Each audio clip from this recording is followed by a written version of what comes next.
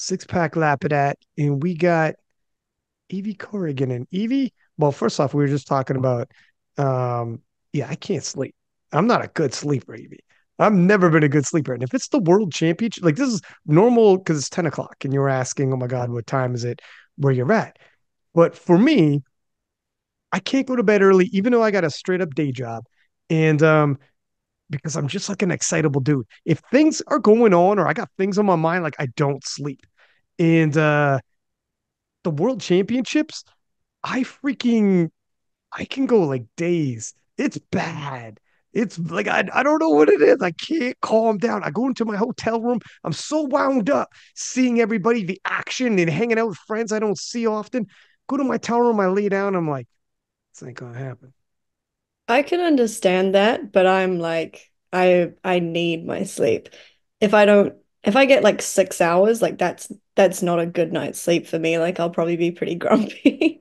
I'm a solid like 7.5, 8 hours a night. And I couldn't record a podcast at 10 p.m. at night. 10 p.m. is like my bedtime.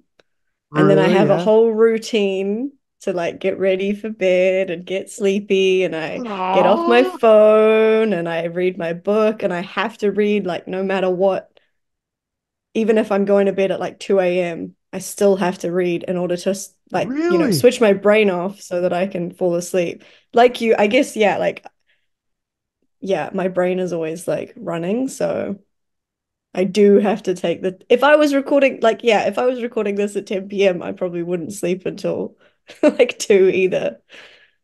It's tough. I freaking like I had a I just yes, and I can be do a lot in my day. Physical activity. Like I don't sit around and chill.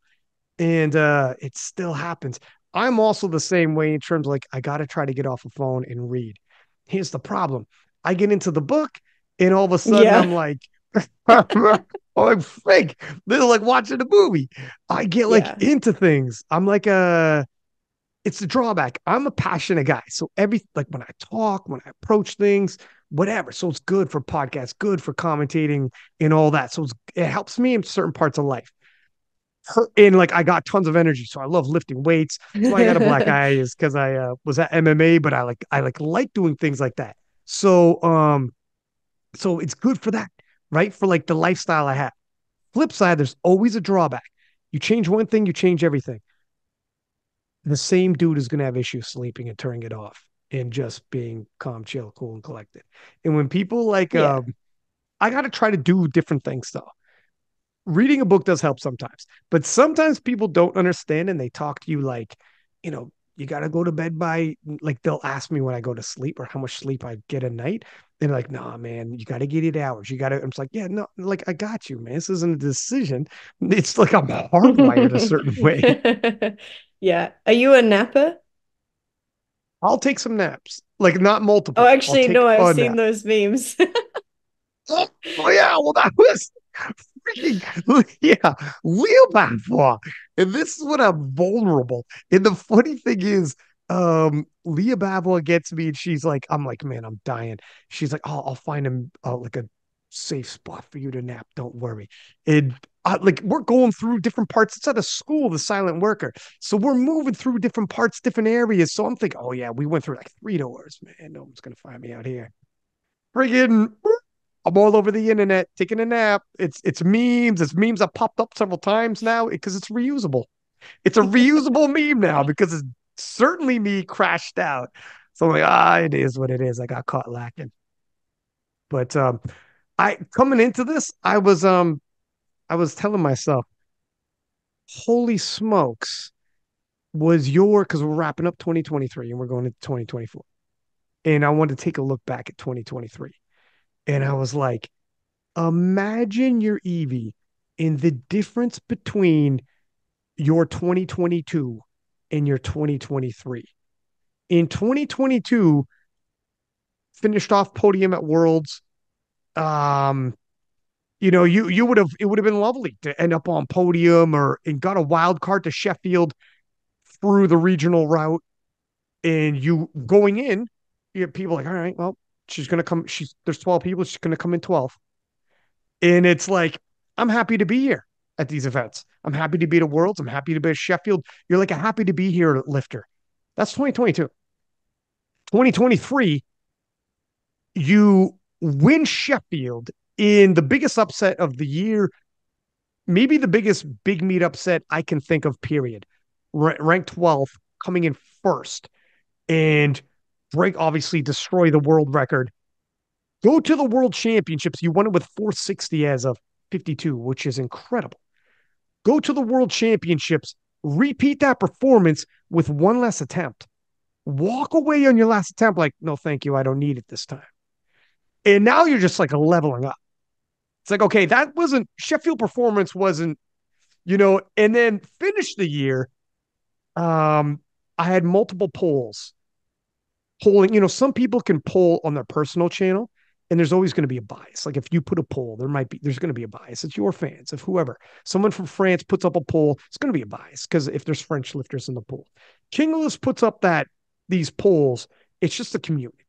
Everybody follows. Everyone knows. Like, oh, you go whatever. You're going to King of List for these six, and you finish the year as the 2023 Lifter of the Year. So all the accolades are incredible all around, right? Started the year mid and then finishing off like, well, I guess that was mine. 2023 was mine. When we look back, and people can say what they want. Look, the community spoke. This isn't a debate. I mean, thousands all over the world do these polls. What a difference 2022 to 2023 makes. Some people are like a year could change everything. Everything can change in a year. Yeah, and I mean, if you'd me coming off of my performance at Worlds in 2022, there was no way you could have told me what was going to happen in 2023 and I would have believed you.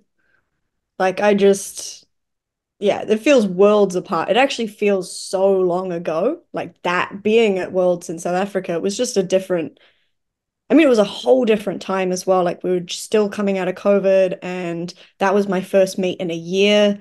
Um, I was so nervous. I was so nervous to be competing in the open, for Really? the first time at a Worlds against like my idols.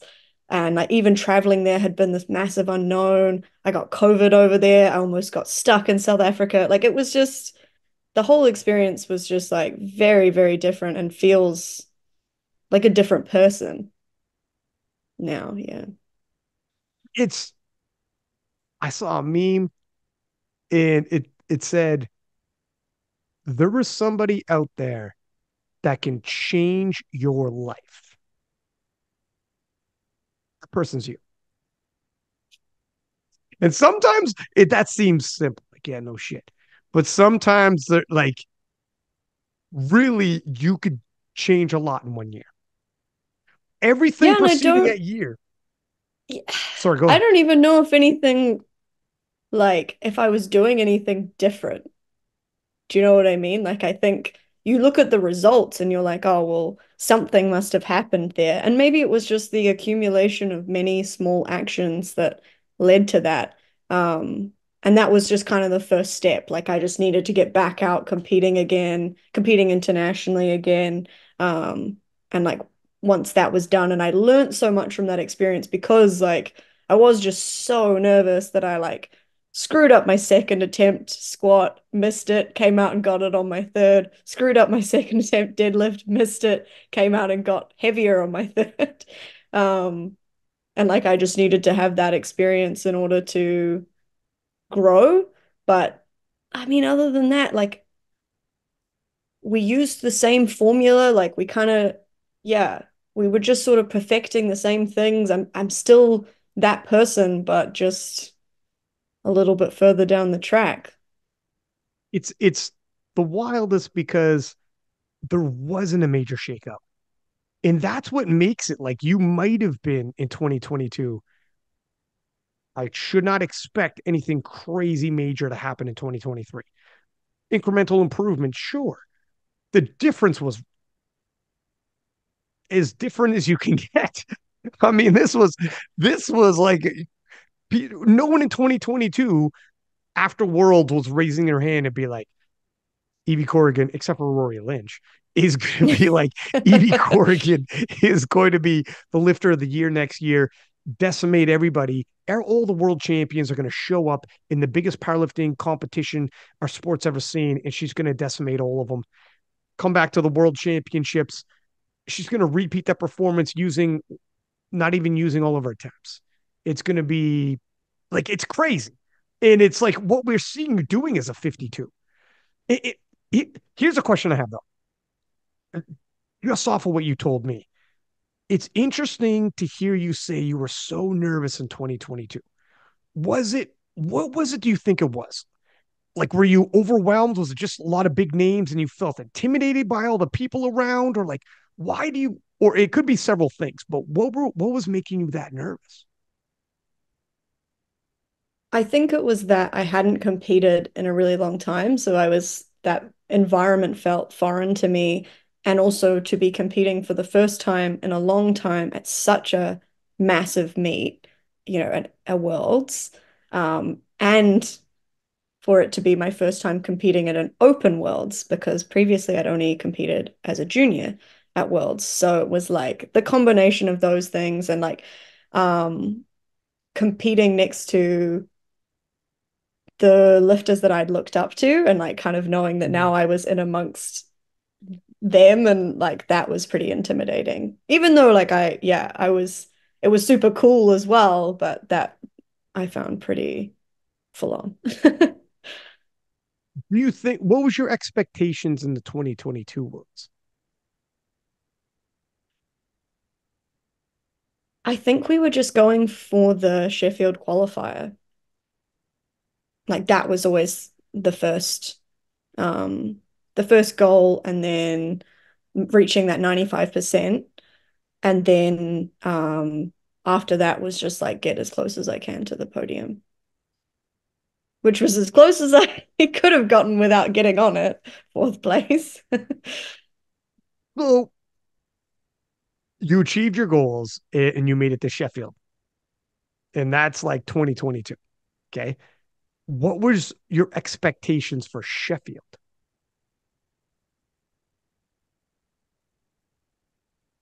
Before we decided to drop down a weight class, it was just go in, soak up the experience, like enjoy every aspect of it, because I might not get to go again. So just have an awesome time and like do the best that I can do. But yeah, I mean, we were under no illusions that as a 57, I wasn't going to be able to be up there. And then obviously once the decision was made to drop to 52s, that kind of just threw all expectations out the window. Yeah. Like because I just had no idea what was going to happen. You had no idea the chain of events you would have set off. You just set off by deciding 52. It changed everything, didn't it? Yeah. Yeah, it did. I mean, yeah, if we want to talk about what the change was, that was the change. That was the thing. That was the moment that sort of altered the course. Break. You know, there's another universe right now where Evie's still 57 and she's just happy to be Mm, going to Worlds. yeah. Yeah. I mean, I still like I do think about it now. What will happen when I go back to 57s? And it's not an if, it's a when. Um, and like, I don't know, I guess I wasn't that competitive before, but surely I can be more competitive in the 57s now. Like I'm already exceeding what I like I'm starting to hit PBs that I never hit as a 57. Right. Yeah, you did 484 and you weren't a full blown 57. You were a small 57 who could cut to 52. So Yeah. I mean, it's also fair to say, like you said, you're coming out of the juniors. You hadn't hit your prime yet, and you're starting to hit your physical prime as well. So you left the 57s before knowing what your full send 57 is. Mm. Yeah, So and it you're was old. so messed up in that time. Like the training was so sporadic because of COVID. Um, yeah, really on and off. So I think now this is also the product of like momentum, like I feel like that kind of gets thrown around, but you know it when you have it, you know it when you feel it, and like each meet you just feel like you're like speeding up, like you're just getting better, you're just riding it now. And like you're on to something. Isn't it funny that, I mean, that's so true when you see it in sports, momentum. If you watch games, team sports, and sometimes you'll notice one team has the momentum and the other team is doing all they can just to stay in playing defense and survive. And the other team is just, and you could feel it. You're seeing it, and it's hard to even put it on. It's like, why is this happening? What is happening different? What's going on? And you're like, everyone watching can feel the momentum is shifted. And sometimes when you're a fan of the team that's on the defense and they're hanging on to a lead, you're like, oh man. And you have those feelings in your tummy. As a Canadian watching a Canadian team like hockey in the Olympics, I remember a couple times, and you feel it. You recognize momentum's real. It's a hard thing to Mm. describe, and it comes in individual sports as well. Yeah, it is sort of like it doesn't seem like a tangible thing. I mean like it seems like almost a placebo, right? Like it's all in your Right. head, but maybe it is, but it works. Like when you feel that you've got it, it makes a difference. And is that what you felt basically through 2023 after Sheffield? Yeah. Yeah, I feel like I was just like building on top of that performance.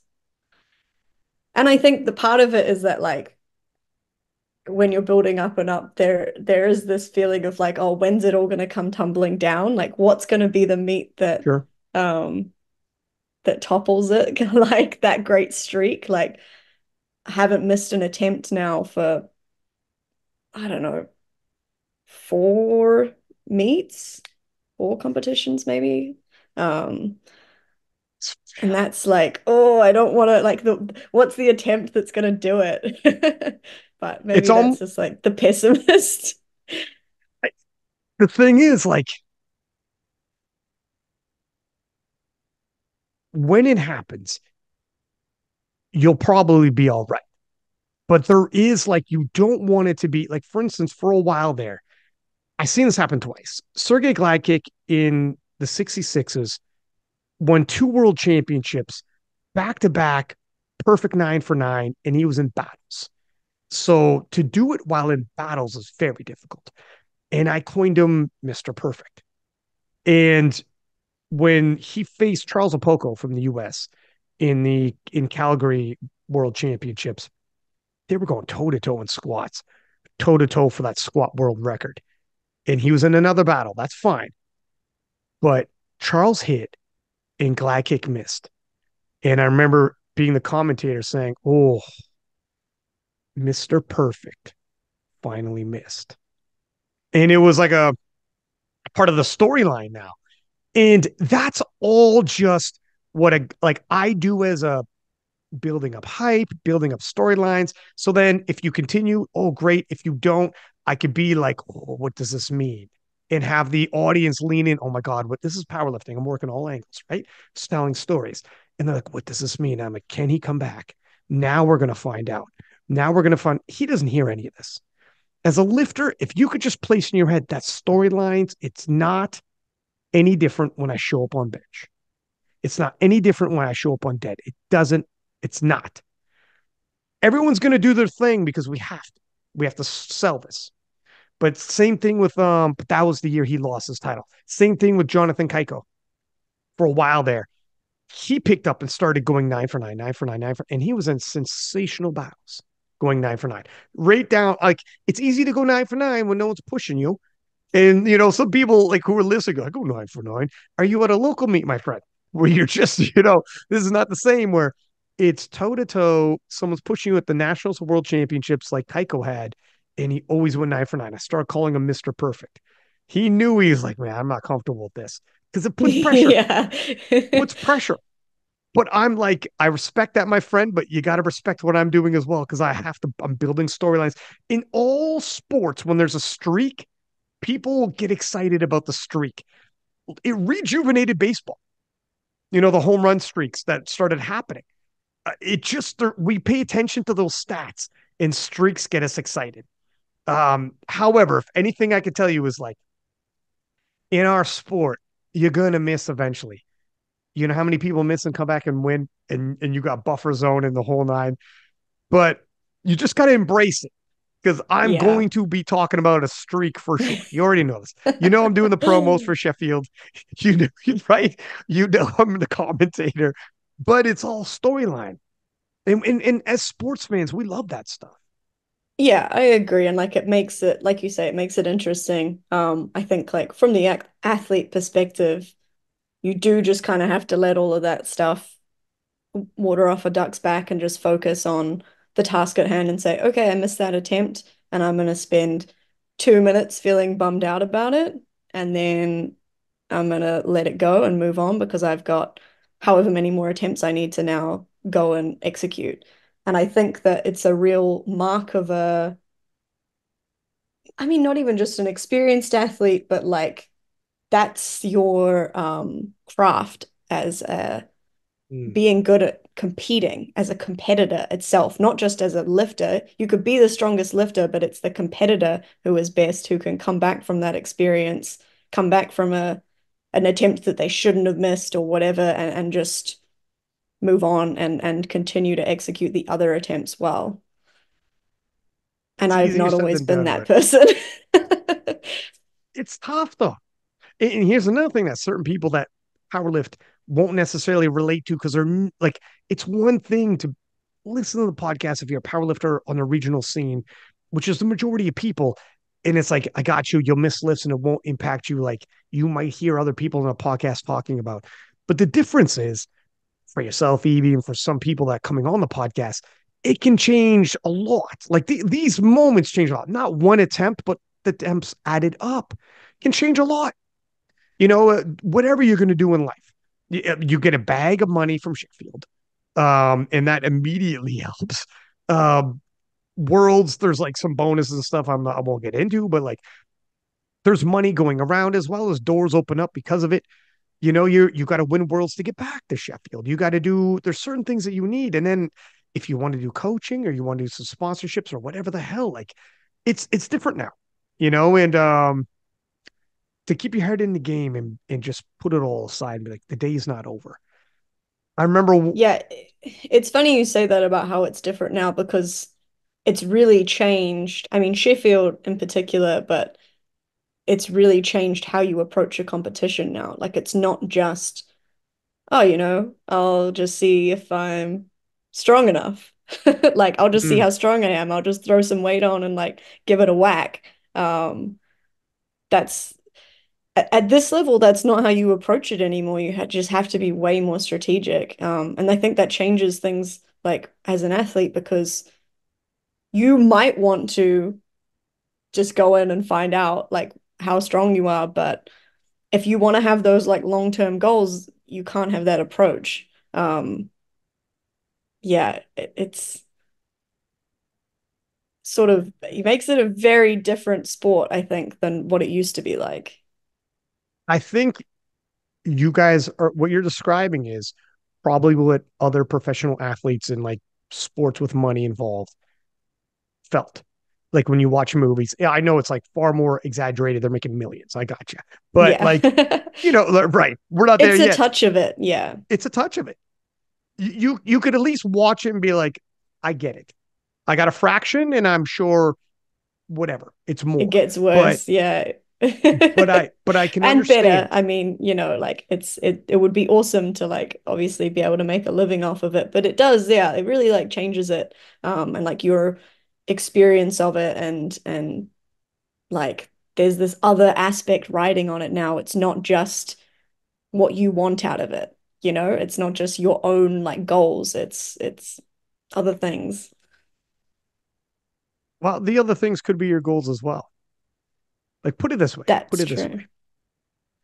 The other things are your goals, because if they weren't, you would just remove yourself and lift locally and hit I PRs don't all you want. know because I think that what is still most successful, at least for me, is like removing yourself from all of that external stuff, like the payoff, and still just trying to focus on hitting the numbers you're supposed to hit, um, like you would at a local meet. But it's really hard to detach, I think, from the external, like the good and the bad. Yeah, like Mm. it could be awesome, but also there's this risk that like it could all go terribly.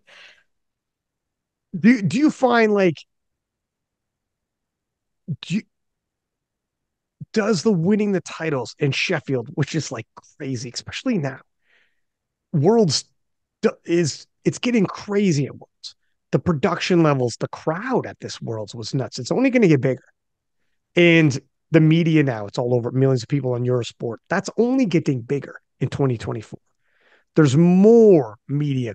They're going to continuously be making media deals all over the world.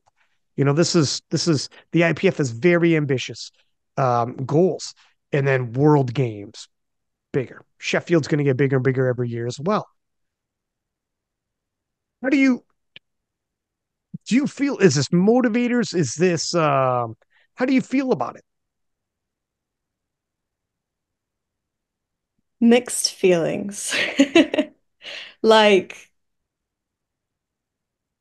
I guess I never would have imagined myself in a position like this, and it's so bizarre to me that like there are people out there who know me and know my name and like know what I've done. Like to have even that like tiny sliver of fame is just like very strange. Yeah. Um, but also very cool. And like I get some really lovely messages from people, and it's so cool to meet people and like the opportunities that I get through SBD, and like I get to live this crazy dream life. But then on the flip side of that coin is like, oh, but what if I like lose this? Like, what if I can't perform to that standard and I don't get to live that life anymore? Like, it feels like it's like high risk, high reward kind of thing. And that's the thing where, and I've talked to some friends who are successful in like other endeavors outside of powerlifting, and they said the biggest thing is when you get to certain points, the biggest fear is losing it. And it becomes, you don't sit there like, I've made it and just dwell in it like, I've made No. it. It's actually fear of, I'm going to lose it all. I could lose it all And at I any sort moment. of like worry that I'm not like exactly that. Like, I worry I'm not enjoying it enough because I'm too busy looking forward, like, okay, well, here's the next competition, and I need to make sure that I maintain that level, that I stay Mm, on this pedestal, because if I don't, then like I don't get to have this anymore. Which I don't know if I mean, it's not all or nothing, right? But yeah, that's like the narrative that you tell yourself in your head, like I must continue to maintain like this like performance, I guess, and like everyone has to continue to be amazed and shocked and um yeah. impressed by it. It's, I saw like a video. It was supposed to be motivational and it wasn't for me at all. This one in his 60s businessman, multimillionaire was like, I have four friends. I don't got time for friends. I got four friends and we're all businessmen. You know, the last time I talked to my friend, hung out with my friend, it's been years. You know what? We might hang out maybe once a year. Wanna know why? We're all too busy. And he's like 65. And I'm listening to this and he thinks this is like the grind hustle culture that kind of like makes its way into social media. I'm looking at this video like, dude, your life, if you got cancer and died next year, you're gonna look back and be like, I wish I hung out more with my friends. Wasn't spending time in boardrooms, was spending time more in bar rooms, right? Like whatever your thing is, walking on the beach, whatever it is. You've only seen your friends once a year. Like this isn't a flex. Whatever you think you're doing, this video made me be like, man, I gotta call my boys right now. Hop in that group chat, and be like, fellas, we hanging out this weekend. What's going on? Like this, it was sad to me. But so I know what you mean when to bring it back to what you said, where you're like, I want to be present. I don't want it to be. because you don't want to lose it all. And if you aren't on your grind, it's a sport. By definition, you're not going to be like that guy who's 65 and showing up at Sheffield. At least I don't think. I don't know. Well, I'm starting to No, believe, but no. so it's a finite. So even at best as an athlete, an amazing run is, I don't know, a Still, few yeah, years. limited a few years. Yeah, it'll catch up with me eventually. Like, there are always new people coming in who are like incredibly talented. And as long as they sort of are willing to put in the time in the sport, they'll go higher for sure. Um, it's funny, like what you said about that video of the guy though, and like I guess there is this element of sacrifice though as well. Like if you want to stay um, trying to maintain that level of performance to always keep winning, you do have to keep up the other side of the lifestyle where you are sacrificing, time with your friends and time with your family, and that's kind of comes as part of it. So I think at the same time as like, yes, I want to continue to win, I want to continue to be at that high level. I do look forward to the day where I don't have to sacrifice as much as well. So it's all, yeah, it's all like mixed up together. Mm. It's if you could find that happy median where every now and then you promise yourself, when I'm at this event, I'm going to look around and smell some roses. I'm going to, whether like when it's over, be like, look, I'm going out for the dinners with everybody. And I'm got to just tell myself, this is like an athletic run is a few years is good. A few years is remarkable. You go a few years straight doing what you're doing, throw a couple more Sheffield wins in there, world's wins, blah, blah, blah, showdowns. They're going to start talking about 52 kilo goat. So it's a remarkable run. It's a historic run. It's something that nobody else will have done. But a few years is a drop in a bucket for your life. You're going to live to be Absolutely. 100. You're going to live to be 100. Like you're a woman, you're going to live longer. And with technology and the way it's going, and you're young, by the time you're, I don't know if you heard the story about, I think it was Rockefeller. It was like, I want to live to be 99. And at the time, the life expectancy was like 50. It was crazy what he said. And he was in his early 20s. By the time he got to 50, which would have been life expectancy, already life expectancy had been pushed though. And then he just kept hanging on and it kept getting pushed as well as he's got endless money to help him out. But so, anyways, to my point, you could live to be 100. 3 to 4 years it goes so fast. That's college. That's high school. It goes like this. You're adult now. You're not though. You're not as like high school age, college age. So you gotta every now and then be like, this is over tomorrow. I gotta Mm, I gotta embrace this, collect my yeah. memories, and show up and just kind of take it all in. Like when you walked on stage to Sheffield, I'll never forget the look on your face. Gotta remember it all. You got stories, that's for sure. Yeah. I mean, absolutely. Like I totally agree. Like it's a few years.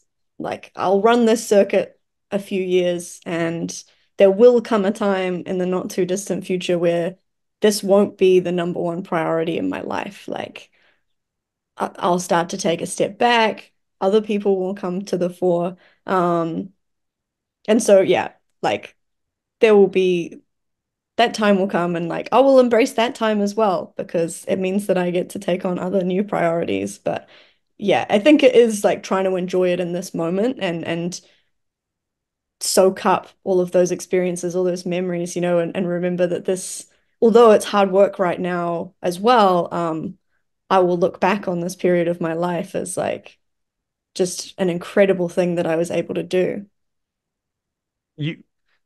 You I actually I'm about to say what you put in your I told you in DMs, you're like, I like that. But it's true. You left footprints in the game already. You guys have made footprints in the game. You've left your impact. You will not be forgotten. Your run in 2023, when people look back and we're like, who's the lifter of the year 2018? Who was the lifter of the year? They go through whatever. When they go to 2023, That's it.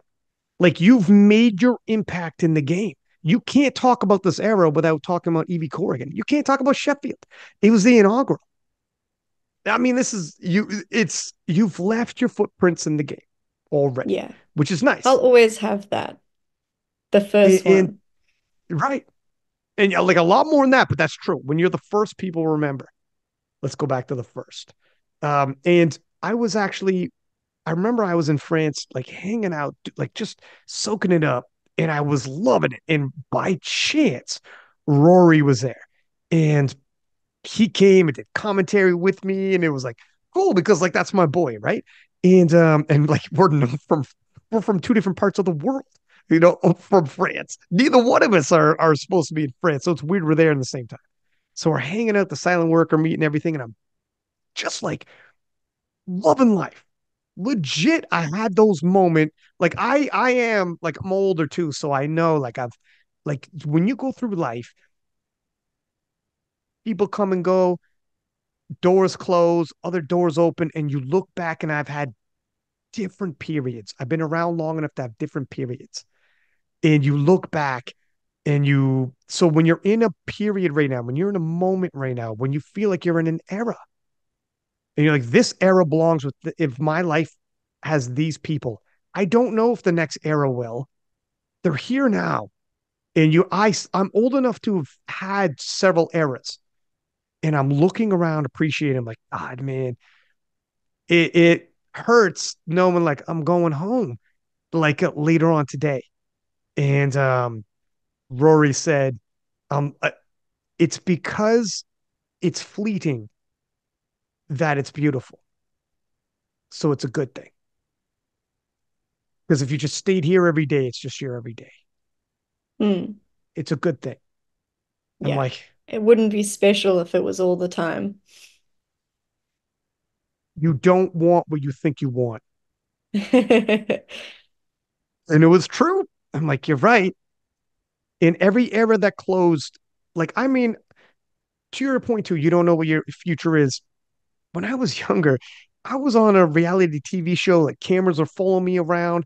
And like, I mean, it was like pretty intense where they would bring me in Toronto and do a press junket where they put me in a room and rotate press that would come in the room and do interviews with me. And I'd be like live on TV on like talk shows and shit. It was Canada Day. That's our like Independence Day. I was like the marshal and like they had me like wave into crowds of thousands of people. Things got wild in my life for a while. And I was like flying around the world on like it was crazy at one point. And they did like people did like a mini doc on me and put it in a freaking film festival. And this is before social media. So, or like 2011, 12, before Instagram, before like YouTube kicked off like it does, before all that. And I was like, holy smokes. And I remember talking to somebody on who was on the reality TV show I was on. And I was six pack Lapadat on this show. He's on the show too. And I remember we were in a restaurant and they were closing down, and the guy knew who we were, and people knew who we were. So they kept the kitchen open, and the chef was like, "Don't worry, we'll keep it moving." And I was like, "Really?" And then I was like, "No, you don't got to do this. No, no, no, don't worry about it." And he like brought us in the back, and he was cooking us these things. And I looked at my boy, and I was like, this is crazy, man. This is crazy life right now. And they're doing it because there's cameras around us, obviously. And or there was not at that time, but like earlier in that day, they seen the cameras all over us. And then my boy goes, "Man, we're nice right now." And I was like, but when that show got canceled, and I remember telling myself, this isn't real life. When that show came around, I was already 30. I knew already this isn't real because I'd already lived the life before all that. So I knew like this isn't real. This is all going away. I can't let this I'm not gonna get treated like this at restaurants going and they freaking parades and stuff. Like on TV, you flip on TV and like there was me and I would be like, happy holidays from all of us at OLN. And that's like a whatever channel. And like this wouldn't happen. This is going away. And I know what you mean where I was like, frick, I don't get used to this. This is going away. If that guy knew that, yes, yeah. I remember getting the email. The show got canceled. We didn't get picked up again for another season. So that's done. And I remember thinking, like, holy smokes. Well, that was cool. But like, I guess that's that. I go back to normal. Thing is, like, you don't know what's waiting around the corner. I had no idea. I'd be like on the IPF media team flying around the world and like here I am in freaking France telling Rory, oh my God, this is the greatest time of my life. I don't want to leave. It's like, dog, do you remember when you got that email and the other thing got taken away? There's always going to be more stuff, man. I don't know. Yeah. No, It's I get that. And I mean already I think like this is an experience that I never would have imagined for myself in a million years. So if this can happen, anything can happen. 2022 to 2023. Just life can change pretty freaking quick, can it? I don't Yeah. know. I mean, even getting into this sport, like I would never have picked that. It was not, yeah, it was not on the cards for me. And yeah, here we are. Isn't it like, can you would have had no idea that this is going to change everything. This you're gonna experience stuff that 1% of the world will like. Yeah, I was an athlete, world champion, flew all over the world, was doing millions of people around the world would be watching me on TV. Like all of this.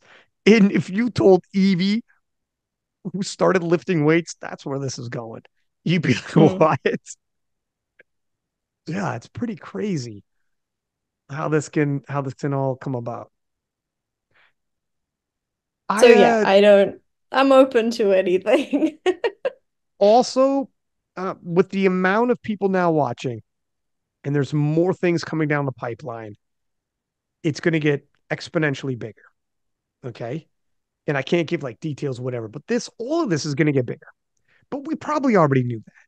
You probably didn't need me to tell you that like certain things are coming down the pipeline because everyone's probably thinking, look at the trajectory. You've seen it. You were around 2019 Worlds and you were around powerlifting at the top end 2019. This is nothing like that now. And it's only 2023. So in 5 years, and all those people watching, the millions of people watching, what like TV execs, brand execs, sponsors, and all of these people are watching. That's when doors open up. It's that's why doors just you don't know what tomorrow's going to bring. You just keep showing up and walking through those doors, and it's something's going to happen.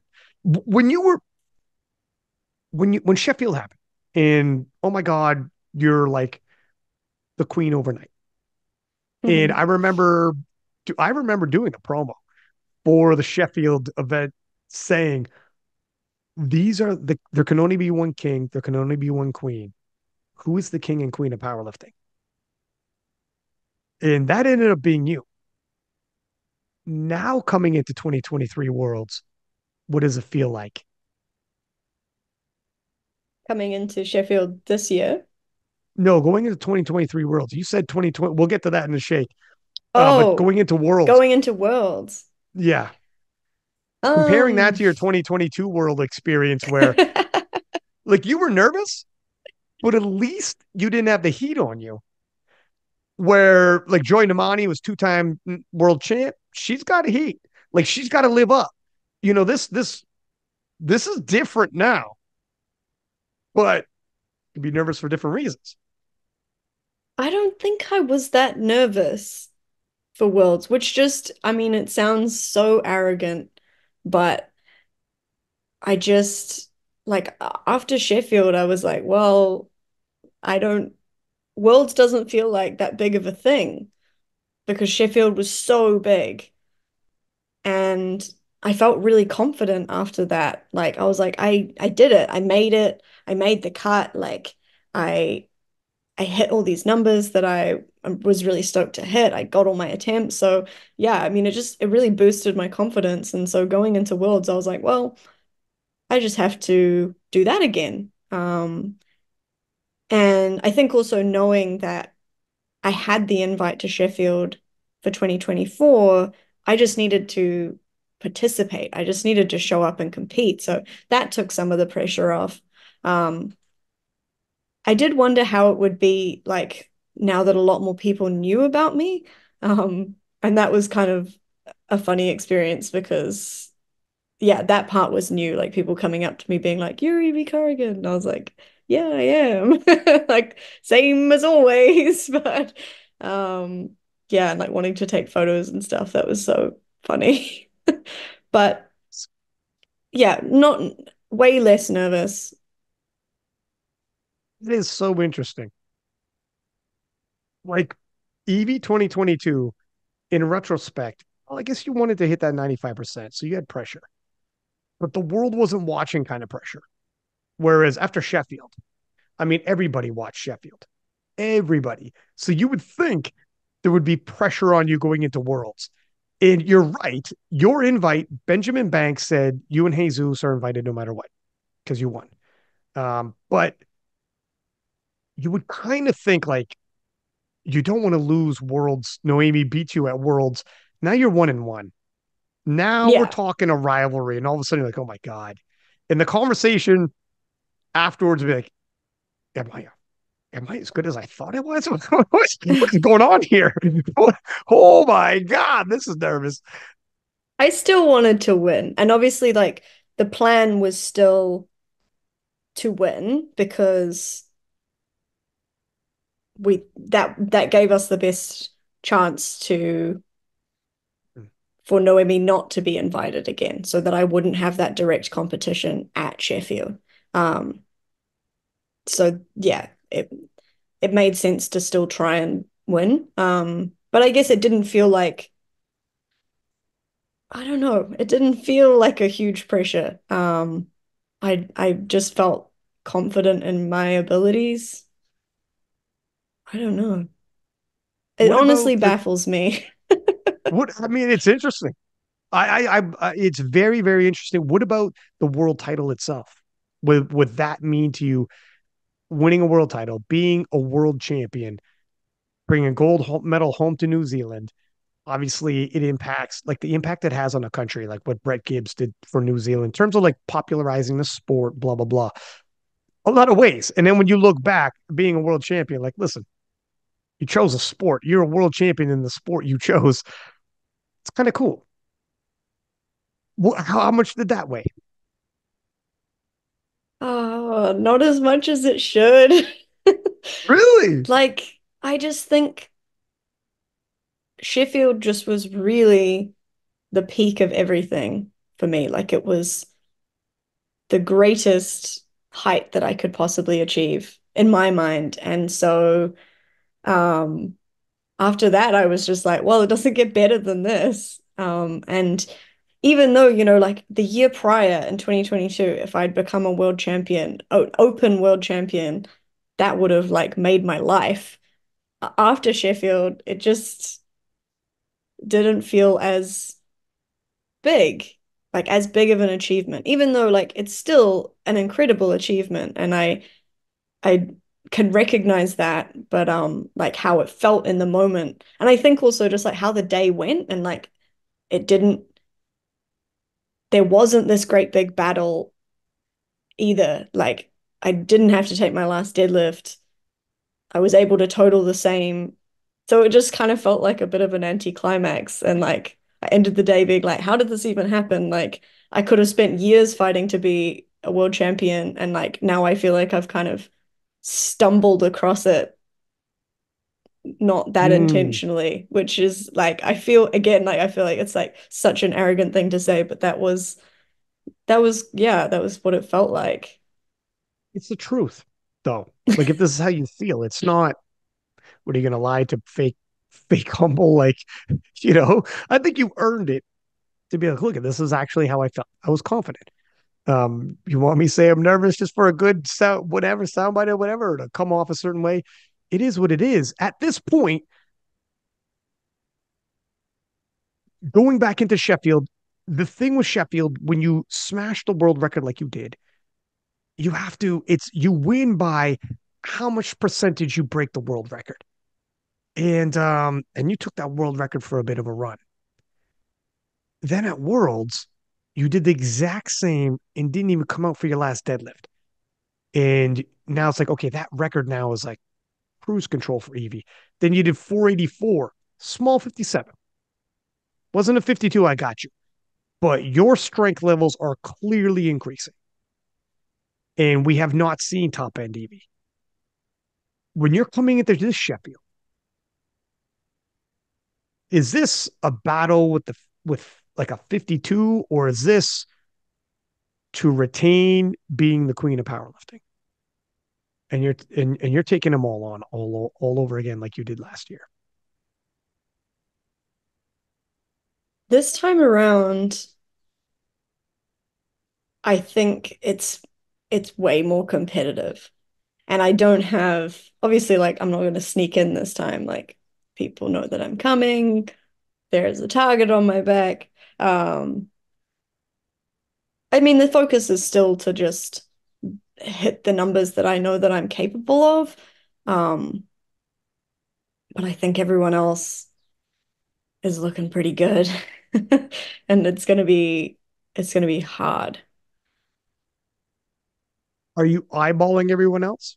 Is it everyone else that your focus is on? Is your focus on trying to retain the overall title of champion of Sheffield?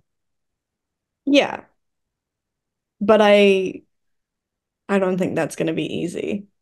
Like I think that I'm confident in the position that I'm in. I'm in good shape, like I'm not injured this time. My training's going really well. I'm really confident about the cut. I know what I was able to do at New Zealand Nationals last year, and I think that I am well capable of those numbers, even with the weight cut. Um, so like confident in my own abilities, but yeah, everyone else, yeah, it's I don't even know who to put my money on. Like, there's too many. It's Who, competitive. who do you think? Let me pull this up. Who do you think is some of the big key ones that are like you got to look out for? I'm nervous about Agatha. I think He's a problem, huh? she's yeah, she's looking good. I mean, Leah and Corolla are very, very strong. Nat is very strong. Yeah, I mean that's already a lot of people. It's a lot of people to look out for, you know? It is. Natalie is peaking. It's phenomenal on her end. Agatha's trying to do what you did, isn't she? Mm. Agatha's trying to do what you did. And She's less th- sneaky. well, here's the thing. I had look at I had people telling me Agatha's going 69. And I remember talking to her and I was said, like, you going 69? If you're going 69, you should get out ahead of this before everyone else does, because like come on to King of the Lifts and let's do this announcement, let's do this proper. She's like, how did you know? I'm like, hey, things, it's difficult to keep secrets, right? But get ahead of it, make an announcement, and this can get big. And everyone gets excited. We have time to promote it, but it feels like you might have set a trend for Sheffield, huh? Yeah, people are aware of that play now. The like sneaky change weight class strategy. It can possibly work. And oh my gosh, if Agatha pulls it off, it could be very interesting. Maybe you go to Agatha afterwards and be like, listen, congratulations, phenomenal. Just let me wet my beak a little bit because I feel like you took my place. So I'm going to take 10% of the purse off the top. Okay, and all earnings you get through 2024, because I know what it did for me. Come on. Right is right. Right is right. It's a small commission, it's a tax if you want, word it how you want. I just feel like honored that she mentioned me in her Road to Sheffield video and said that she was inspired. Like that's enough for me. Listen, I have freaking Gavin Eden after you being like, I could probably make 83. And he's been saying that all year. And like, you probably could, dude. You're as thick as a house. Like, you could definitely cut to 83 because there's so much of Gavin, and he would have to be still extremely jacked and huge at 83. He'll look like Russell Orhe at 83. And I'm like, dude, if you do, like if he makes it to Sheffield 2025, that would be the play. If it, to cut down, if like there's so I don't know how this happens. Who knows what it looks like. But if Russ is there, Gavin's there, they go toe to toe as 83s, it would do crazy numbers. What do you think Sheffield might be because of the weights position where it's not weight class? Do you think Sheffield might be something where people like, look at, I just got to make it to Sheffield. After that, everything's up to me. And if things don't feel good, I go back to my normal weight class come Worlds. And it kind of has lent itself to this kind of thing, which is amazing. It's great because we have these exciting, hey, guess what? Hey, Gara, Leah, you guys are the hot showdown everybody's excited for. Well, this Battle of the 69s just got a lot hotter all of a sudden. Now it's Agatha as well. It's like, oh my gosh. And everyone's all excited about it. I don't know. Do you think this is going to continue?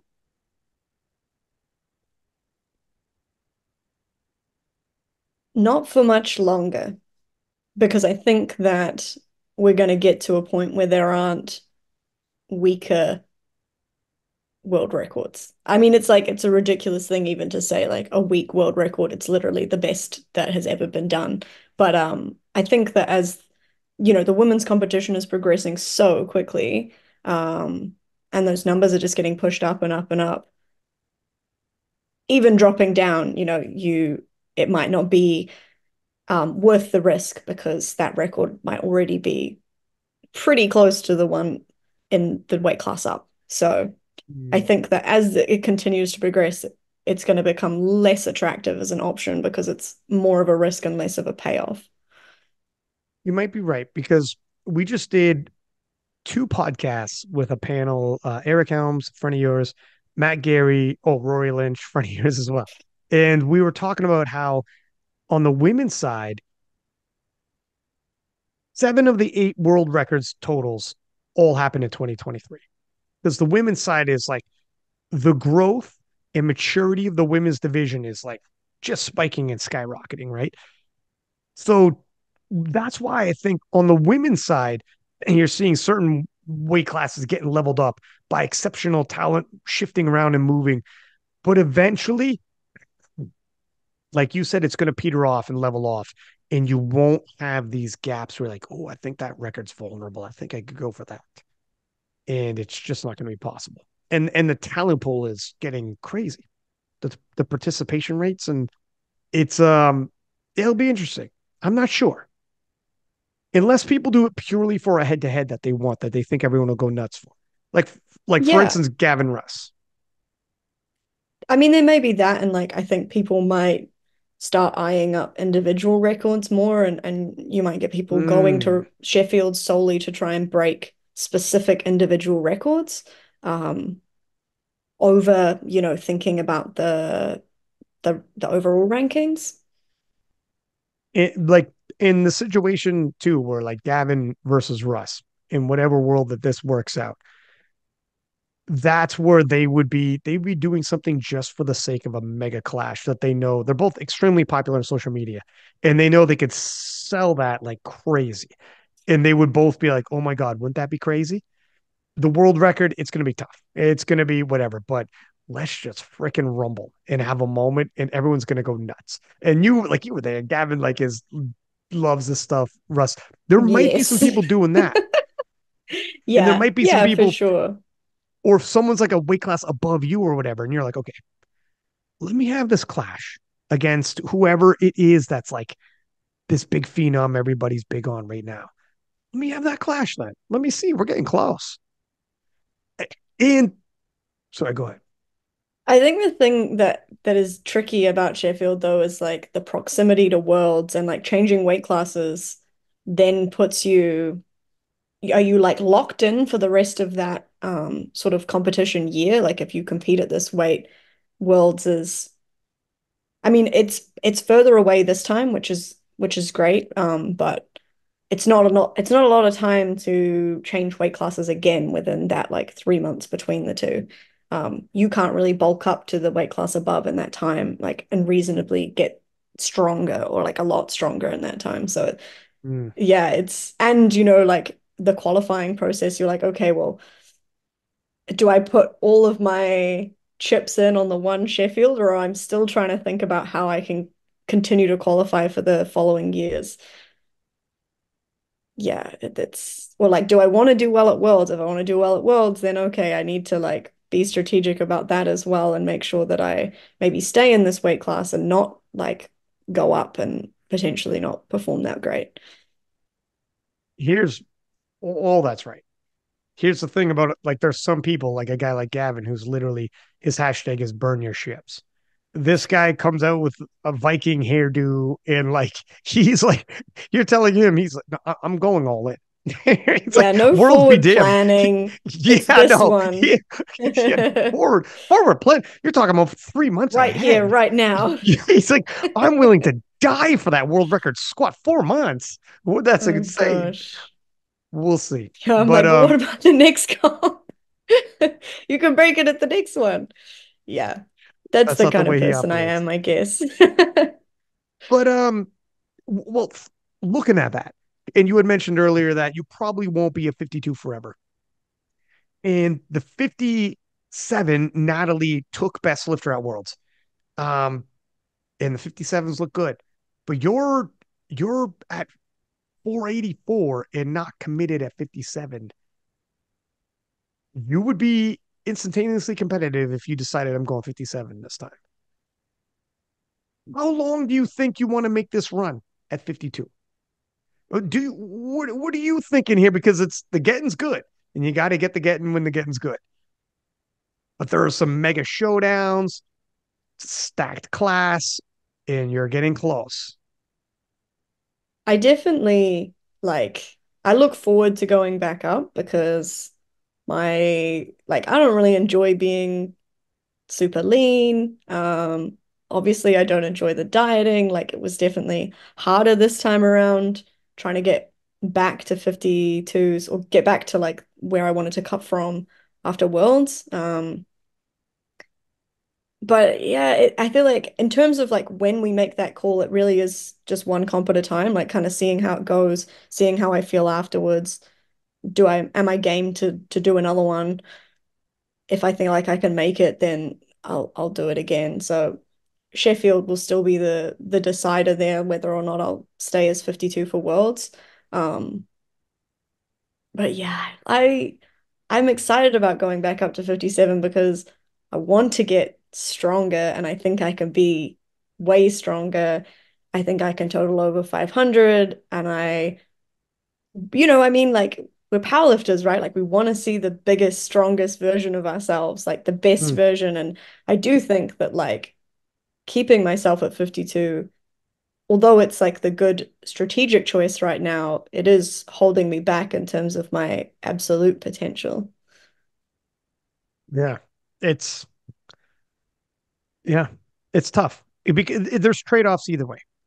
There's because being a world champion and going to Sheffield and all that is amazing. You'll probably still go through as a regional, no? Would you? If you went Alina, 57 and oh, yeah, but yeah, yeah. And then even if you went 57, even if you didn't win, but you're on the podium, you get to World Games. I'm just thinking like the worst case scenarios. But you're right. It's you risk, yeah. but It's a risk or going back up. Yeah. or you go up, you turn that 484 into a 520, and you're like, well, I'm a two-time world champion, like Joy Namani did from 52 to 57. And then all of a sudden, you're like, oh my God, my adventures, my resume, and everything, I am like super stacked right now. But who knows? It's tough. How tough was it to because the big discussion also after Sheffield was will you maintain 52? How hard would it be to maintain 52? And what would it be like over a prolonged period? Because you're going to keep adding muscle mass the more you're lifting weights, obviously. That's the thing. You're lifting weights. It's not like you're just chilling. You're putting on muscle mass, so it's going to get harder and harder. and you need to put on muscle mass to get stronger. So looking at worlds, all good still. So I mean, it got easier even. But looking at 2023 as a whole, how was it as behind the scenes version? I mean, I think I got better at it. Like the how much I've learned in this year about what works best for me, the kinds of foods that I like to eat that help me to stay full. I so many little tips and tricks. Like I have such a like I have a real set routine of how I eat now that like works best for me. But getting there was not easy. And there were definitely moments that I was like, why am I doing this? Like this is making my life suck. And it felt far enough out from competition that you're kind of like, it's really hard to see the purpose behind it. Like you're just like, my here and now is really shit and I'm tired and I'm grumpy and I'm like uh, snapping at people because I'm tired and hungry and grumpy and like um that's not a nice version of yourself to be. But I think yeah, it's doable, but it's not sustainable. But again, this window is so quick. Yeah, That's it's what you not tell yourself. forever. Yeah. It's not forever. Yeah. And I think like I'm proud of myself that I managed to do this. Like I think I've unlocked these skills that I didn't know that I had, and it's way harder than training. Like the training is like the chill part. Like going to the gym and doing my training, I was like, yep, all good. The hard part has definitely been the dieting, like just yeah, and it just takes so much time. But it's worth How it. It's absolutely worth it, but I wouldn't recommend it to anyone if you're not going to Sheffield. yeah. No, this is like a top end tip of the spear, 1% stuff. Like I get the shit go, sure. I get to this could change your life. Go ahead. But if you're a local lifter, you're what are you doing? You're, why would you do that for a year straight? Like it'd be crazy. What was some of the tricks you did to feel full? Because I know I mean, I try to stay lean as well. And sometimes I'm like, all right, for volume, if I have like this much lettuce with some chicken on it, and I know the sauces, but they're like, I know the calories on them, I'm like, oh my God, this is a massive bowl. The protein takes a while to digest. The Yeah. bowl's huge. I'm gonna feel full. I'm gonna drink lots of water. And then I also have like sweetener, Splenda, where I'm like, I could take yogurt that has protein and make it taste amazing. And I like there's things you could do where you're like, oh, I know how to, I can taste sweet, I can fill myself up where I feel full, like water's good too. You ever put Splenda in water? You're welcome. Is sugar water? You're welcome. Because when you need some sweet, you're like, I need something. It makes you feel full. Water makes you feel full, takes volume. And a little bit of Splenda in there, so it's sweet. And you're like, oh man. Every now and then when you're like dying, when you're like, man, I need something, you know? Yeah. I think you get to a point where you don't really know what tastes good anymore. Like you're just so used to the flavor of sweetener that you're like, I'm pretty sure this is good, but it's Oh, probably not. I was gonna say, I tell you, like, if you do you have cheat meals every now and then? I do. I mean, I'm lucky in that like I still was eating out. I would have sort of like two free meals a week, which is pretty Oh, good. wow. That's pretty good. And yeah, like I would also find a way to keep snacks in my day so that I could have Same. so like the rest of my day looks really sad just so I can have like 12 chips in the evening. But how good are But those that's chips? what like that was when I wanted it so badly. Like when you sit down at night and you've had your dinner and like you're just chilling out and you're watching TV and you're like, but I really want a little snack now. Like I need a little treat. And I couldn't cut that out. So I just accounted for it and made sure that I had room to have something at the end of the day as a little treat before bed. You ever be in a situation where like, because you got your sorted calories, and it's calories in, calories out. You know how many calories you got. You might not have to eat certain foods as long as you're within your calories. You'll be okay on that day. And you go to someone's house and they're like, "Yeah, just save your calories." But you know, because you've done this, where I could spend like 300 calories and have a meal because I know it will fill me up, fill a plate, and not be calorie dense. But if I want, like you said with the treats, if I want something that tastes amazing, I want that donut. That could be a huge chunk of calories. But for you, you know the taste of it. You're like, I'm willing to spend those calories that day on that donut just right now for Yeah. this day. I'm not going over my diet, but it'll be worth it.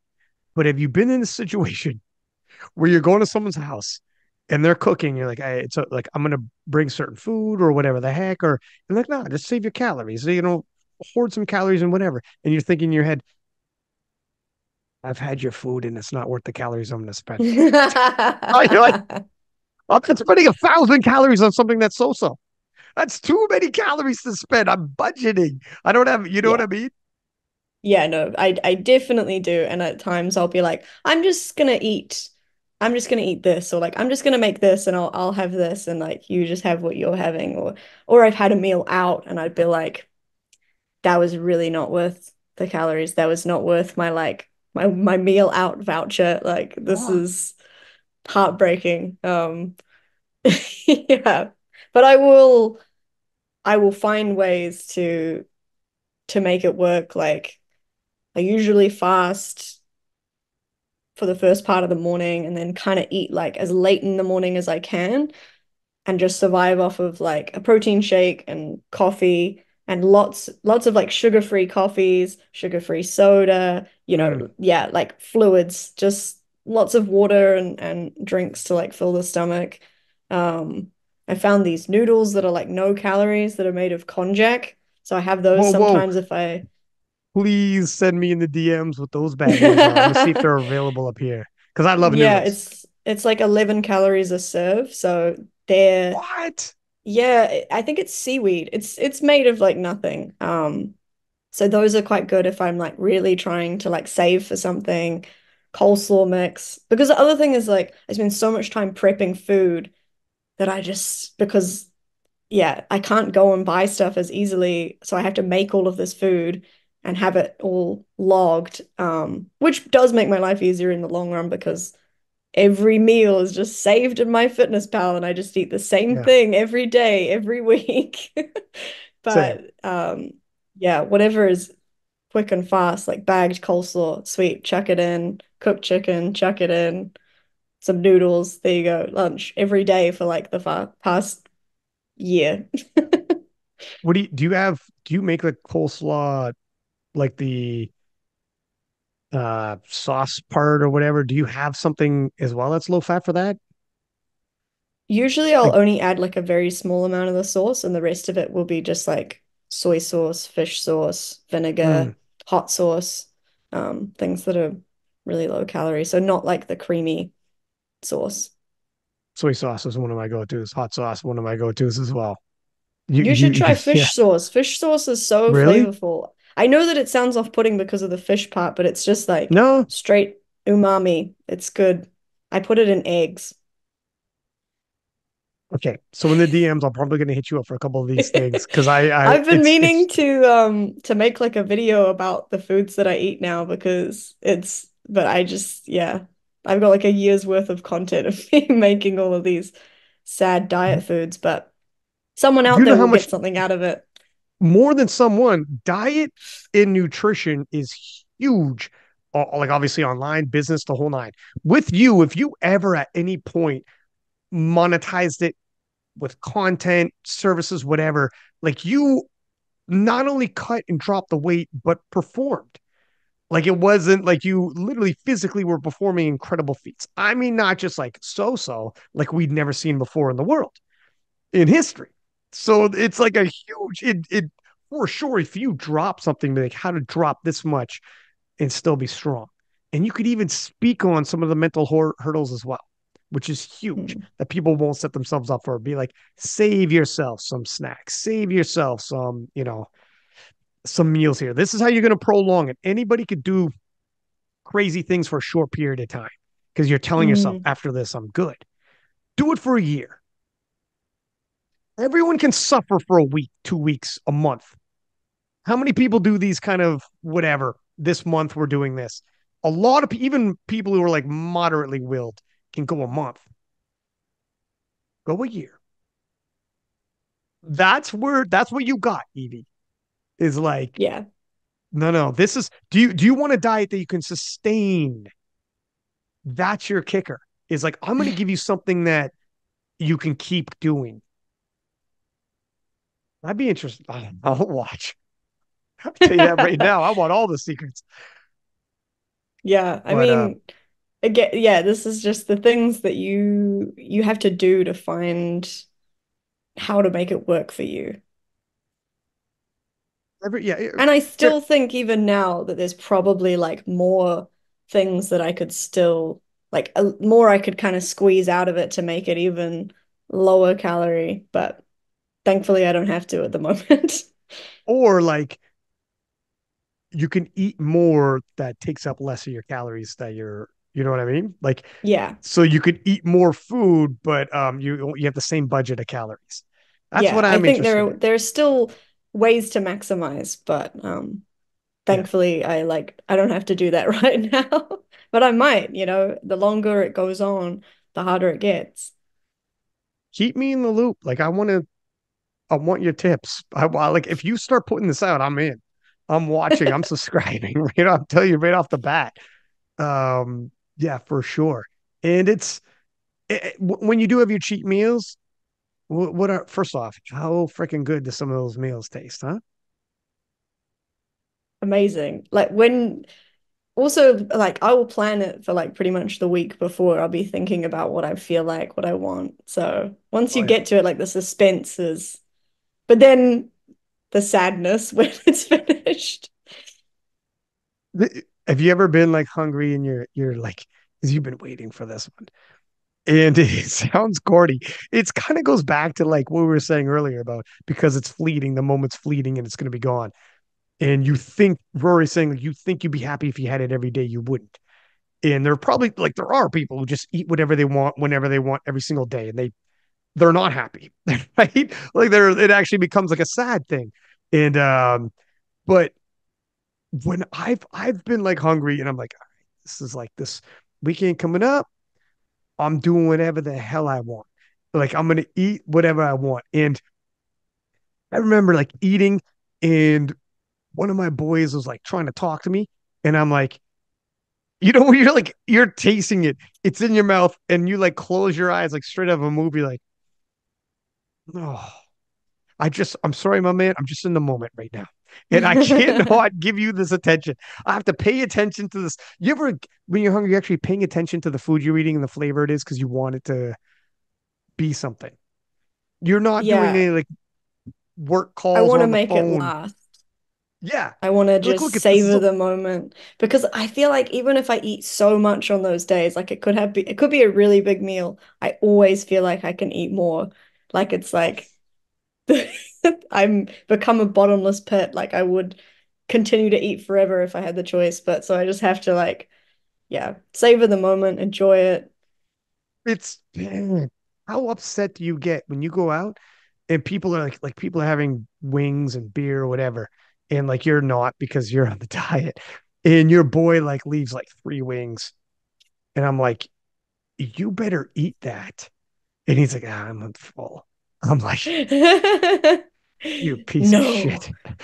Yeah. you those are not going to waste.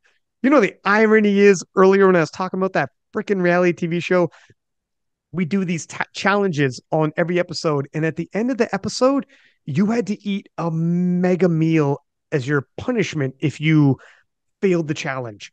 And we'd fly around the world. And part of it was like epic meals at the time was popular.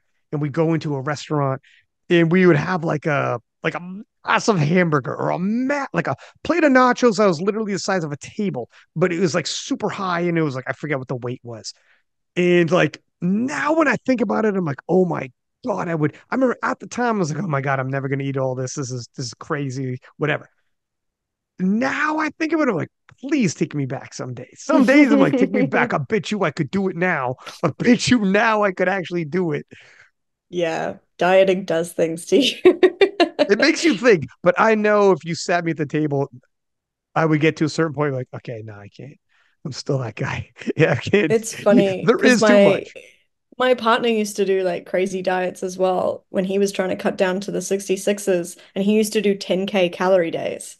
And like there's no way he could do that now, but back then, yeah, it was just this like insatiable appetite like that he would be able to eat 10,000 calories in one day.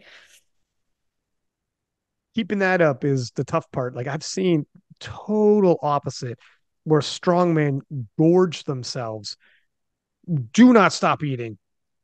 Like 10K every day, every single day. Doesn't matter how you feel, where you are, 10,000 calories. What you if you have to wake up at night, you wake up at night and you get another meal in there. To the point where it's the opposite, where they start hating food. They're like, I'm Mm, getting sick of this. I it's tough. And yeah. when I watch it, like for me, it's weird because like most people are on the opposite end. Um, Mm. yeah, it's crazy. They're But athletes that's, like that. yeah, what you do, right, for the sport. Food is fuel, and we just manipulate it to our needs. It's like you and Eddie Hall are at the same table. You're just at opposite ends, but you're both fighting the good fight. And to get to where you want to get to the promised Yeah. land. But it won't always be like that. At some point, you'll be a 57. Yes. What are some of your goals like in powerlifting? Do you think you would be a 63? You're tall enough. Yeah, I think one day, eventually, but it feels far off at the moment. I'd love to see what I'd look like at 63. I think that would be quite, because I'm like, I don't, yeah, I'm so lean at the moment that I don't like to have my arms out because people stare at my veins. Like I'm so veiny. Do people think you're So like a fitness model, like I don't know all the different bodybuilding categories, but you know those like do they think you're like a bodybuilding one of those girls? They're just I so don't know lean. what they think, but they're just like shocked by it to the, And yeah, it's to like the point of staring and being like, whoa, that's a lot of veins. and they would never think you were as strong as you are, which is kind of cool. It's like you Yeah, for have sure. it's like you have a A secret. secret. Yeah. It's like these people have no idea I am freakishly strong. When you're a 57 or a 63, they would be like, yeah, you look athletic and jacked. They would be like, yeah, no kidding. They're you like when you start moving up the weight classes, it won't be a secret like it is right now. Mm, yeah, Maybe. maybe. But that would be cool. I would love to be 63 and jacked, not just Yeah, fluffy. yeah, no. You probably because you're how tall are you? 160 centimeters. Oh, I don't know centimeters. I think you're It's like, I five don't know, eight. 5'2", is it? No way, 5'2". Hang on a second. Wait. 169, did you say? Yeah. 5'2". Five Wait two a and a second. half? You don't believe me. I swear I just Googled it. 169 is 160 66.5. centimeters. 160. 60 flat, yeah.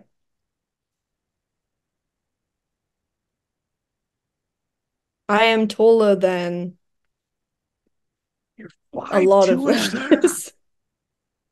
Why did I think you were so much taller than that? In my head, I had you like, I don't know, like 5'8". What? Is it just It's like I because I'm built really you up. long? It's like I built you up in my head or something. I'm This year's already been tall so enough. big. This year's been But you so big. speak.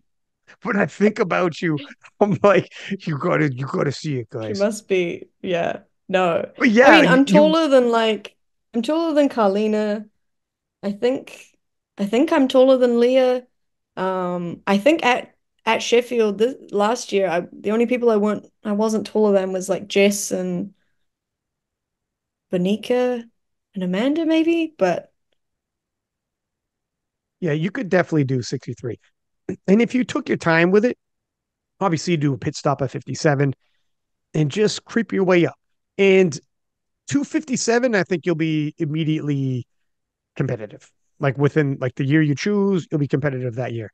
But as you go up to 63, maybe takes a little more time at the top end, right? Maybe you're like, all right, because you got to like work on it.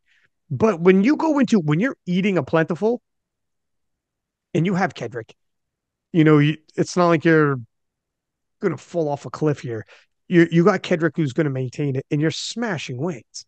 So you're going to convert this to muscle mass and you just take your time and it might take a little more as you get to the top end, but you could definitely, especially how old are you again? I'm 27.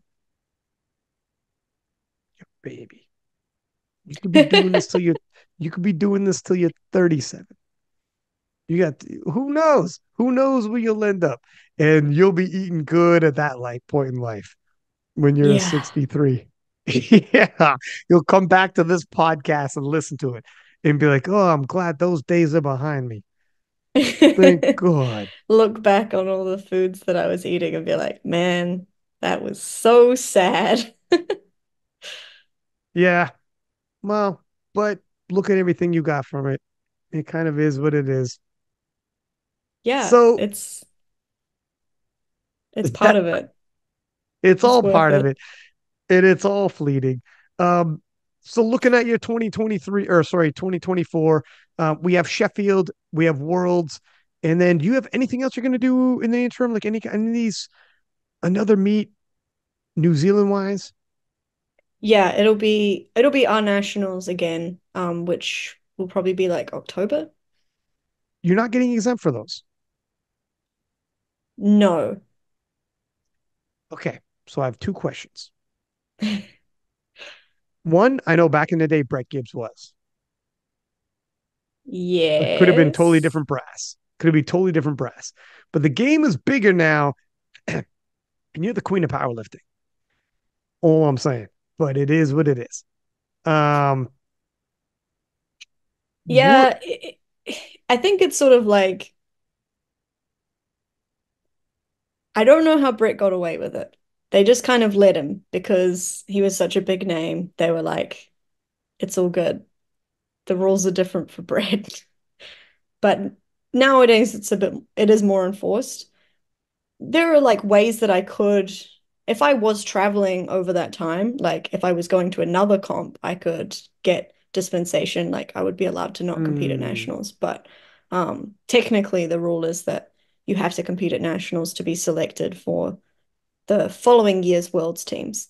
So yeah, and I think it's also like it's good for the sport, like for the high yeah, level lifters to show their face and like come and help out and yeah, be a part of it on that local level as well. Um,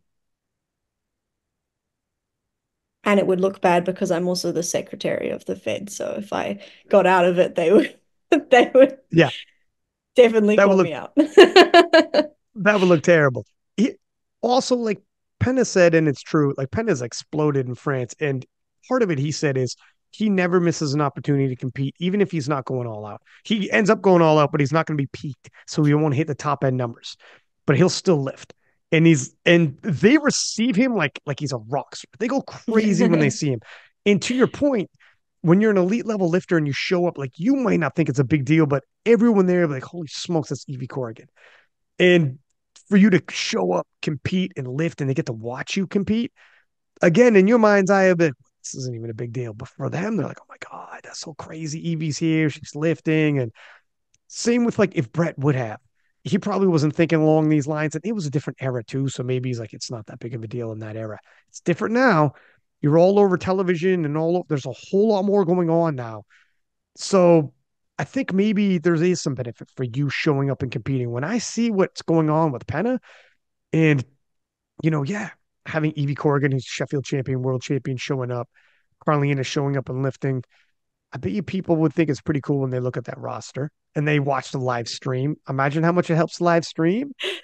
At least for the people who know me, I know that they're like, oh, it's just Evie. But maybe for the other people who don't know me. 100%. But it's cool. Like I like it because I get to compete with all my friends, which is like such a fun experience. It's a pretty low pressure meet for me, so I can just go and like I did last year, like that was just really just for fun, like just to like kind of see where I was at, just like have a go, not cut weight. And I'm usually coaching at those events as well. So I get to go and like handle my own lifters. Um, and like you say, like you don't have to go all out. Like, and I don't think there's a pressure to do that from the federation side of it. Like, we're not saying, oh, the higher level lifters must come and like lift the most that they possibly can. But even if you just come and like participate, it's still good. Did you prep for that? Yeah. Yeah, Okay. but not like super intensely. Like I think I was still doing like quite a lot of variation stuff leading up to it. I was only like comp lifting once a week, maybe. Oh, Um, wow. so yeah. So you did 484 mucking around a little bit. Like just kind of Uh, I foot don't know. half I on the feel like pedal that, yeah, maybe that like environment works well for me. Like it's very chill. and you were Got all my handling people. buddies. It's weird. Like you were foot half on the gas, handling people and doing like, other things you're obligated to do. And you hit 484. Like I get it. You were a small 57. Look at Noemi Alibert is a phenomenal 52. If she doesn't meet as a small 57, she's not doing 484. No 52 is. That's crazy. So your strength levels are getting high. Do you think it's possible 52 hits 500? Yeah, with time. How much time? 5 weeks? But it might not be necessary. Right. Necessary to win it all? Yeah, we'll see. I like I don't think it's on the confident card for me, but I think like I think it would be there at in some point. 2024. Maybe. That would be a nice little feather in the cap to be the first 52 to hit 500. Because it Nice was little lit. parting gift for the from the weight class. That's right. Be like, there you go. Have fun. Deal with that. You know, your guys, won't have to worry about 52s at Sheffield for a couple of years. There we go. There we go, everybody. All the other weight classes, like, well, that closes the door at 52 for Sheffield. They got a big ask if they're gonna rumble. But yeah, 100%. It would be a nice, and then you could go off to, World Games or whatnot. But 500 last year, 500 was what the 57s were chasing. Mm. I remember when 63s thought 500 was big and Jen Thompson and Sam Calhoun were battling. And I now we're remember when talking, 400 was big. yeah, I guess times are changing. It's getting crazy. I mean, it's crazy now, but it's going to continue. But I'm not just like you did 484, and I honestly do think 500 in 2024 is not crazy. By Sheffield, I don't know. I don't know if like obviously you probably won't need to do that, but Agatha, Leah, Gara, Nat, they're fearsome. You are the queen for a reason. And if somebody's going to take your throne, don't let it be without a fight.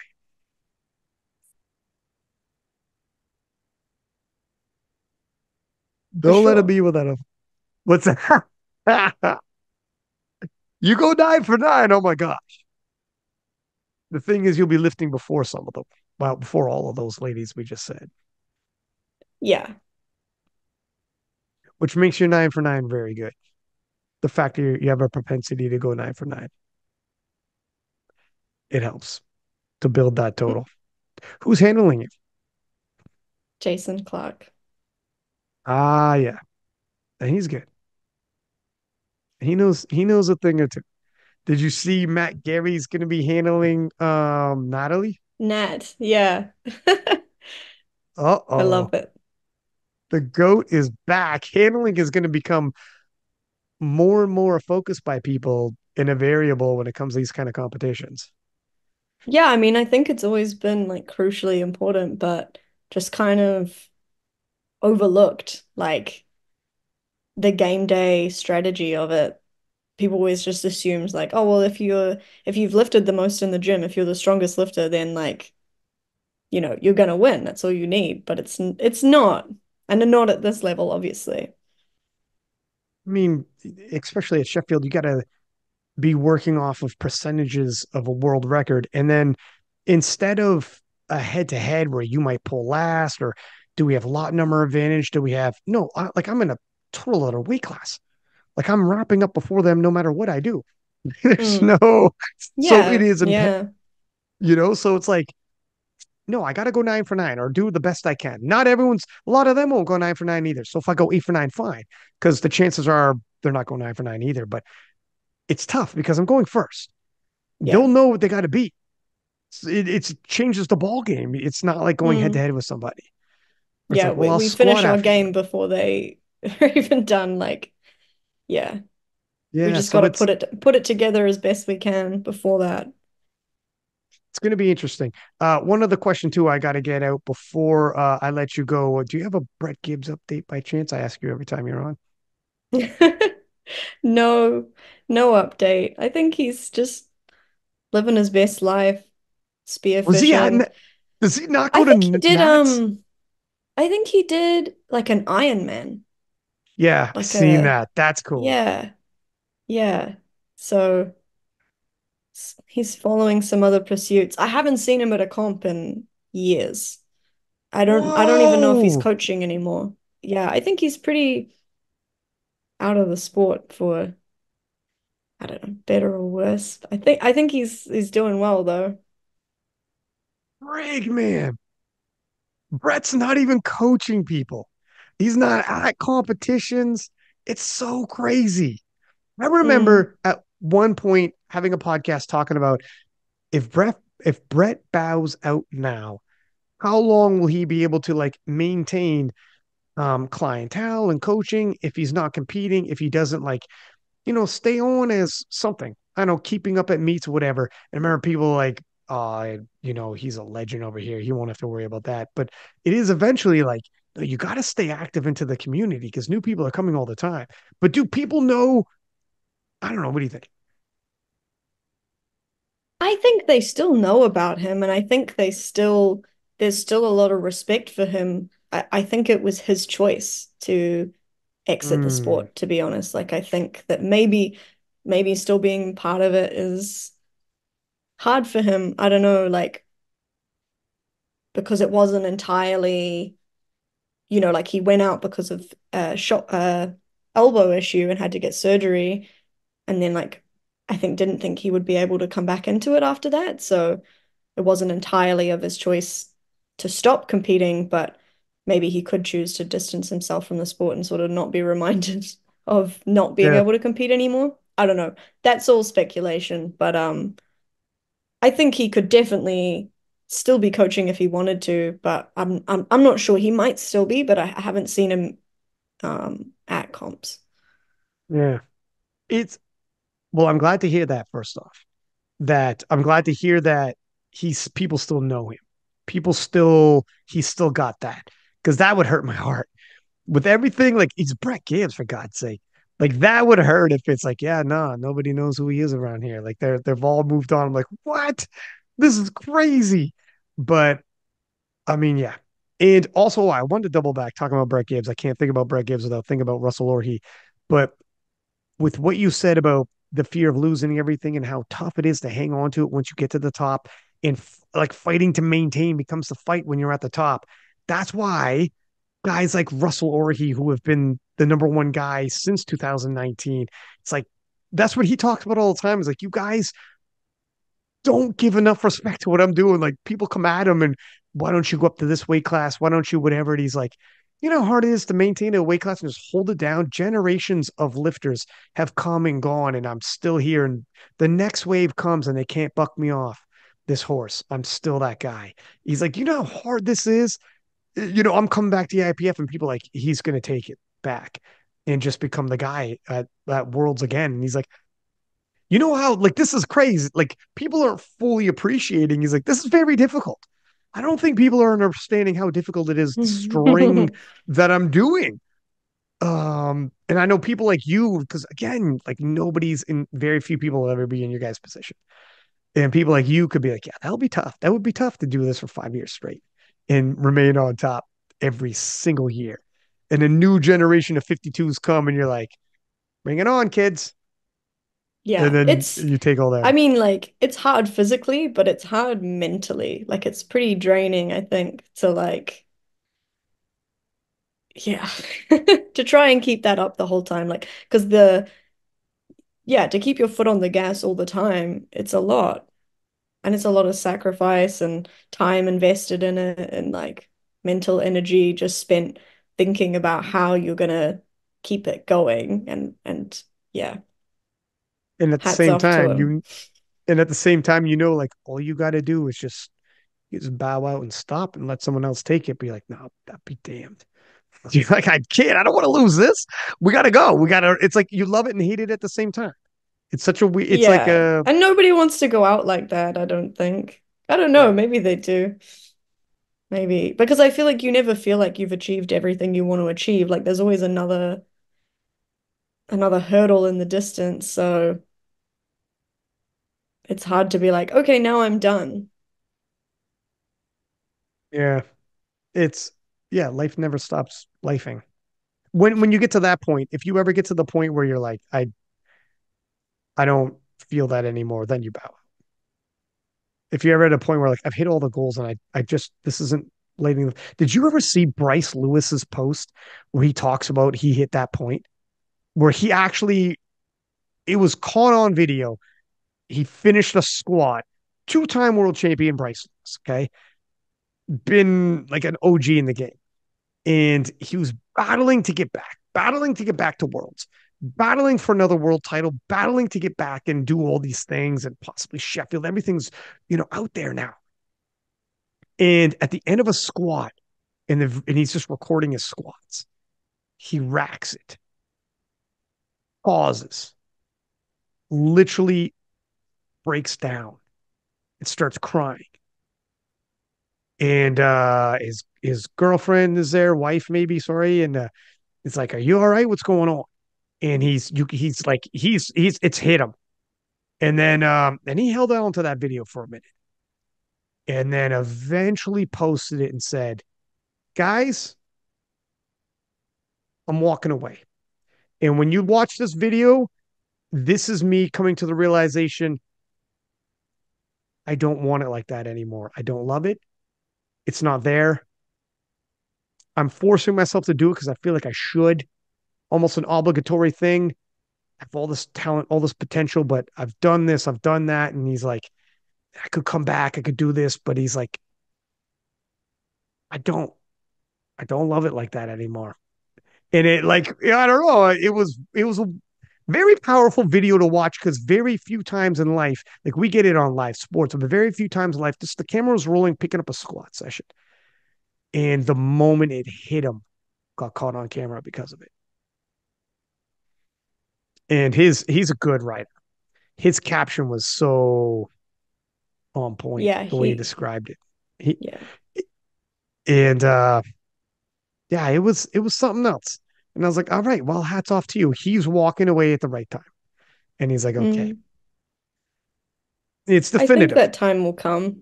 I don't know. You're like 10 years younger. You got some time, but eventually, Eventually, at Hmm. some point, whatever. But you've I think you've got some more battles in you. You've got some more moments. You got some more eyes wide Sheffield moments. You're like, holy smokes, that was new. You have an opportunity to grow with the sport in your prime. Like you're in your prime as the sport is growing exponentially. So you have the ability to just ride this wave and the sport's going to take you in funny places. Do you have coaching services or anything that we could plug before we let you go? I'm full. So not Oh really. wow.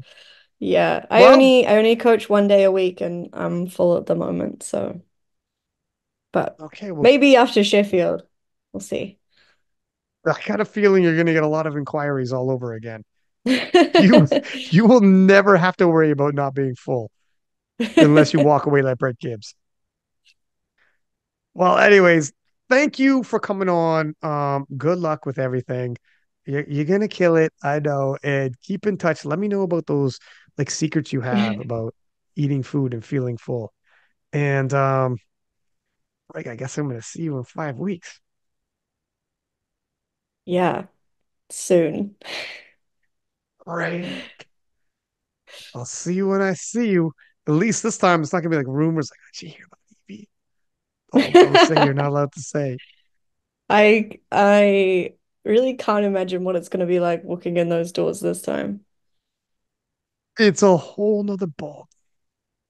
Very Now different. you're the returning champ. Everybody knows. Wow. We'll see what happens. All right, buddy. Thanks for hopping on as per usual. And for everyone listening, please do subscribe, give us high ratings. And until next time, six pack Lapadat, six up, and we are out.